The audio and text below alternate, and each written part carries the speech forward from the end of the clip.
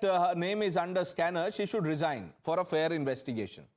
You know, as far as disclosures are concerned, the same Rahul Gandhi who made a 2-minute video about the pitfalls of investing in the stock market actually made 46.5 lakh rupees from his own investments in the stock market over the last 5 months. How about disclosing that in your 2-minute video? Anyways, having said that, today, look at this orchestrated and well-organized hit job, which has been done by a discredited short seller whose modus operandi is basically to do short selling, to then make a report based on falsehoods and lies, and thereafter create a panic in the market and then profiteer from that. And by the way, it's not me who's saying this. The Supreme Court of India said that when it called out the Hindenburg report #1, and over and above that, it said that the SEBI probe actually inspired confidence. So unless you're saying that today these allegations are directed not just at the SEBI or at the Modi government or at any A or B company, but at the Supreme Court and the Chief Justice himself, I think you should reconsider what you're saying, because the Supreme Court also said that organizations like OCC, RP and the petitioners who came using that report were basically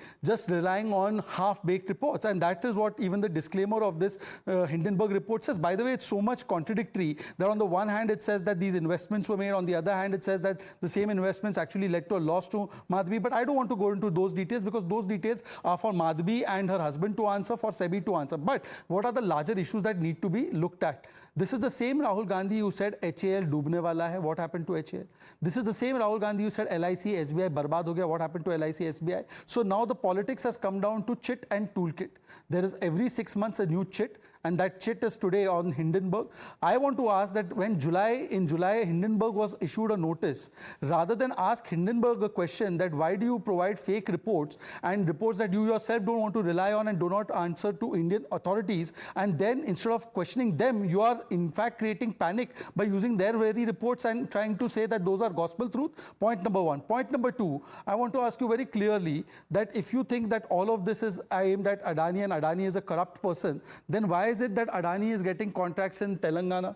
Why is it that Adani got contracts from Gehlot in Rajasthan? Why is it that Adani is the best friend with Mr. Sharad Pawar, who calls him for inaugurations everywhere? Why is it that Adani gets to invest in West Bengal? How is Adani's investment in Delhi corrupt, and in Bengal, in Telangana, all of them above board? So these questions need to be answered. This is just the Congress party in Modi Virod going down to the extent of creating economic Virod. And the entire opposition. Let me bring in Dr. Hafiz. Dr. Hafiz, isn't it true that the OCCRP, which is funded by George Soros, and he said after the first Hindenburg report that this will significantly weaken Modi's stranglehold on India's federal government and open the door to push for much needed institutional reforms?